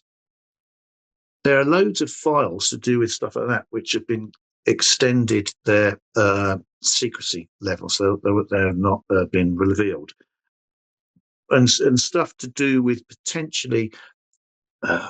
This is people guessing as much as anything else. The role of various members of the royal family in the Second World War, which is 80 years ago. And would it be embarrassing to King Charles now, the fact that one of his great uncles might have said something or behaved rather stupidly during the war? But they've got extended secrecy things. They're not being revealed. Quite a lot of documents are kept on extended secrecy levels. There was a special branch. Our special branch, I don't know if you heard of it, it is a bit like the FBI, I suppose. It's called the special branch. And they had a ledger book from the 80s. It was originally started because of the IRA and the issue in Ireland. And they had a ledger book from the late 1900s that was destroyed instead of being put in the public record office for people to look at, partly because they thought there was sensitive information in there from like 1890. They kept it, and when someone asked for before they destroyed it, asked to look at a couple of pages, they released it to them with big blocks over half of the text to protect someone's identity from 1890. They're just over the top sensitive sometimes on stuff. That's the point I'm making. It doesn't necessarily mean there's a conspiracy. Unless you interviewed the people that were in charge for the government that were declassifying those documents and putting those blocks over those documents to be released, which I did. And guess what? None of it should still be sealed. They all agree. But why did they do it then? Why did it get covered Again, somebody's name, but then you know what they do with the JFK stuff? They'll re-release it when that person dies with their name included. And they haven't done that either. And nobody's around still. And all of them that worked for it admitted it. Again, well, they're arguably, is that due to a conspiracy because they've done a cover up information? It could be bad, crappy government that is slow and dumb and stupid. But the issue is that they've never gave you an explanation of why they have not even acknowledged it. but that's how bureaucracies work. Bureaucracies work. which is a problem. So we're overall mentioning the issue with corruption. Again, I'm just mentioning Yeah. that It's corruption not happened necessarily in. corruption. It's kind of it's kind of boneheaded stupidity as much as anything else, isn't it? It's not really corruption. It's unimaginative, going by the letter of what they've been told without thinking this doesn't really matter and leaving it to be seen. But that's the nature of how bureaucracies work. Bureaucracies are unimaginative. The same thing with 1,028 members, Republican and Democrat, of the House of Representatives that get funded by Big Pharma every single year. Well, it was $117 million for alleged research into new drugs, which really was just getting pushed into advertising money. I mean, that's a problem. We don't, again, you can say it's all corrupt. You can say it's all evil. I'm not saying that. I'm just saying that there's clear things that have been acknowledged that nobody feels the need to address. And it's the same thing with the Jack the Ripper thing. Was the investigators, people that you have seen maybe that would have done this? I can't, it wasn't a question. It was more just saying if there is something, but there could be. Again, going back to draw it back to Jack the Ripper. I know we got to wrap it. We're at 2 hours now. I hope you know that. Oh, we are. Sorry, you're not late for work, are you? Nah, I'm about to be. It's fine. It was good. I knew I could mention some of that stuff to you. That's why I felt comfortable dropping it, because I felt like you're an open person that would be. I don't know. You explained a little bit more away than I thought you would at least try to, but that's fine. You see, the thing is, my default position. Don't want to carry on too long. Longer than you already have.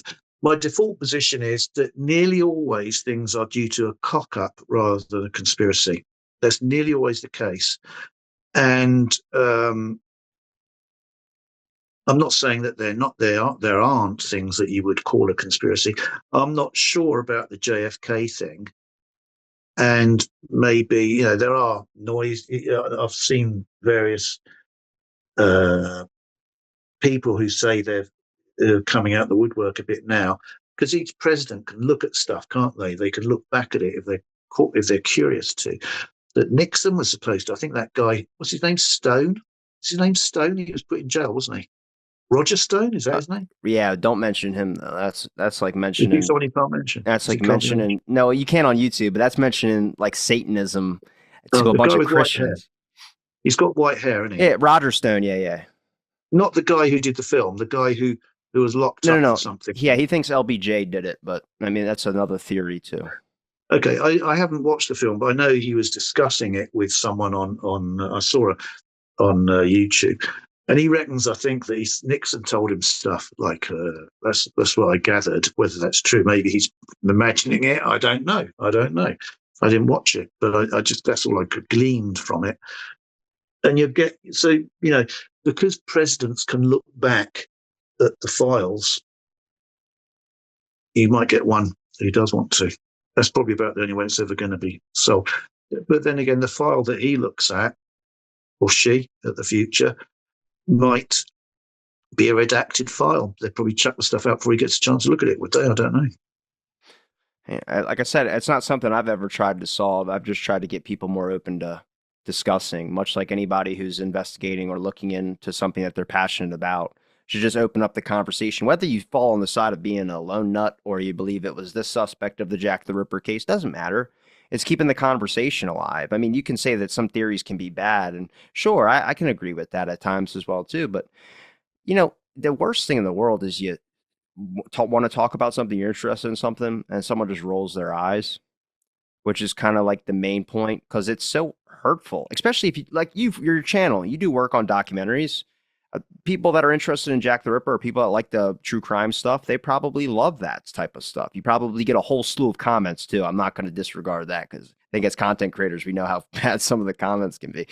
But they're fairly okay normally. It's usually just, you want to engage people and you want them to see things that, in maybe your belief at the time. I've evolved in the whole JFK thing. I've stayed away from trying to solve who did it or trying to claim whatever. It's really about just looking and trying to get things more known to the public. But so we can have that discussion. how long have you been looking at the JFK? 2.5 years. So when you first came to it, what was the thing that was? Did you watch? I don't want to go down another hour's worth of conversation here. Don't have but to. when you watched, when you got into it in the first place, Was there a film or a book or a documentary that got you hooked? Was there something like that that got you into it in the first place? Yeah, the documentary that interviewed a lot of people, and then I decided to reach out to those people, interview them myself. But what got you to want to what, talk to them in the first place? There must have been something that sparked your initial interest to go into wanting to talk to them. Just saying, is this real? Is this what I'm watching? What they're showing on the documentary, the 4 hours of it? Is this Which all? documentary was that? It's called JFK Destiny Betrayed. Oliver Stone did another JFK Oh, movie. not the Oliver Stone. Is it the Oliver Stone one? There's Oliver Stone and Roger Stone. Roger Stone is not a filmmaker. He's just an Yeah, interviewer. no, he's the white-haired So political guy. Oliver Stone did another film that was 4 hours. It's in four Okay, parts. so that the Oliver Stone thing was what got you Much into it. like much like with the original film, created the Assassination Records Review Board by the Yes, yes. Congress. Okay, no, because I saw a program about an interview of Oliver Stone just a couple of days ago by coincidence, and where he was talking about this. Um, so this is what I want to ask: when you first watched that, did you initially have a idea of how you thought what had gone down? Same thing with the Jack the Ripper case. It's why I'm So using. you've never started with an idea of how it came down. You've always been looking at a sort of tangential look at it, if you want to say. Okay, that's probably quite rare, I'd suggest. My grandmom was almost married a JFK Secret Service agent, and that guy has done interviews. I've already mentioned his name so many times in the past, but he doesn't believe it was Oswald either. That's why we never talked about it before she passed away. I found out after the fact. But I same thing with you and Charles Lechmere and all the other suspects. I come at it with the same thing I'm doing with the JFK stuff. You'd be stupid to say you know 100% of the facts, and you can have your own belief and say this is where I lean more, but you can never. We don't know. And at least in the JFK case, we don't know. I don't know for the Jack the Ripper. I'm not there yet, so you can't. I can't make an opinion. Well, I came to it not thinking of a particular suspect. It's only when I came across Lechmere and I told you the process. I tried to prove it wasn't him, and then I couldn't. And then I could see that he was the only, in my opinion, suspect that fitted the. It doesn't mean that it was him, but he's the only one that fitted the mold, in my opinion, from every angle. But most people come to Jack the Ripper through having seen, say, From Hell, with Johnny Depp, or there was a Michael Caine film before that, or the book by Stephen Knight, which was the original one about the Royal Conspiracy. So usually people come into it from something like that, and usually in the Jack the Ripper world, there's usually something like that that gets them into it first, and then they usually focus on a suspect first. That's usually, and then sometimes they get bored of suspects and start looking at the role of the Victorian police force, or some guy I know is infatuated with horse slaughterers, for example. But he got into that as a offshoot from his interest in Jack the Ripper. So people do broaden it and drop the suspect thing, mostly because most of the suspects are so unsatisfactory, and they go into another side issue to do with the thing. But normally it works that way, which isn't that's why I asked. Is obviously not the case with you. You didn't get into it that way. Like I said, I don't think it. I've done too many conversations now where you get to a point where if you try and convince somebody of something, all I'm trying to do is just raise issues I think we can all agree on. But that's fine. I mean, you don't have to be a JFK person at all either. It's not going to hurt me or hurt my sleep at all. I just think there's obviously a lot of things in the world conversations. It's important. I appreciate the time you gave me to talk about this. I know you weren't expecting probably the last half to go as it went. Definitely wasn't expecting it to go 2 hours, but I don't know. I think as a person, from helps me understand more about a person's research and more belief of their perspective when I'm able to actually get some of your perspective and belief on certain things. I think you've done that here for sure. I think you're going to resonate a lot with the JFK community as well too, just because a lot of people that like the JFK stuff like the Jack the Ripper stuff. I do. But also it's also about engaging in the conversation, and I'm very appreciative of the work you have. And you brought up some really good points against some of the suspects of past guests that have brought up things as well too. It makes sense to me. Like I said, it would be not really smart of me to sit there and say that this is 100% right and this is it and this is it. But you've given me the time, and that's more than I could ask for. I hope to have you back on again. Hopefully, I'd like to get you on with some other Ripperologist people, just because it would be interesting to see. And I think it can be done like I've done with the JFK community. I've had balance of lone nut conspiracy people. I've really tried to rationally. We're people. We can talk. That's what we're supposed to be doing as people. And I think you've given me everything I've really asked for. I appreciate it. Seriously. I'm going to link your channel and everything in the description below, but is there a place where people can find any of your other links? Just the YouTube channel, really. I've got a House of Lechmere Facebook page as well, but that only really regurgitates what's on YouTube. I'm subbed on 2 profiles. Huh? I said I'm subbed on 2 of my profiles. Okay. It's just 2 I have. But... Okay. What, 2 Facebook profiles? Or two? No, on YouTube. Yeah, I'm on Out of the Blanket subscribed to you, and then I have another one that's my own personal YouTube that's subscribed to you. Okay. Yeah, I only really use the one. I have had other ones in the past, but there's too many different things to link on otherwise. So I try not to subscribe to a whole lot of people, but I like your channel, and I don't mind getting a notification from when you post a video. But sometimes I'm subscribed and somebody will just post like small 1 minute, like 2 minute, not clips, but actual videos. And they notify you. So I'll log in and I'll have like 300 notifications. I'm like, oh my God, did somebody die or something? Yeah. I do occasionally do the shorts, but the shorts, YouTube shorts, don't really lend themselves to what I do. So I don't do it much. And I certainly don't get that many views on YouTube shorts. You can't really say much in a minute, can you? So well, it's 3 minutes now. Is it? Yeah, it's 3 minutes. Is it? Yeah. Yeah. It's weird. It took a while. They said they were going to release it. It took like a month for it actually to work for it. But yeah, it's 3 minutes now. Yeah. It's probably defeating the object. The whole point is some people's podcast episodes are only 2 minutes long. That's a song to me. That ain't an episode. Most people's attention span's about a minute anyway. So yeah, that's very true. But I'm going to make sure I link all your links in the description again. Thank you so much for giving me time. I hope to have you back on again. And thank you everybody for listening to this episode of Out of the Blank. Stay tuned for our next episode.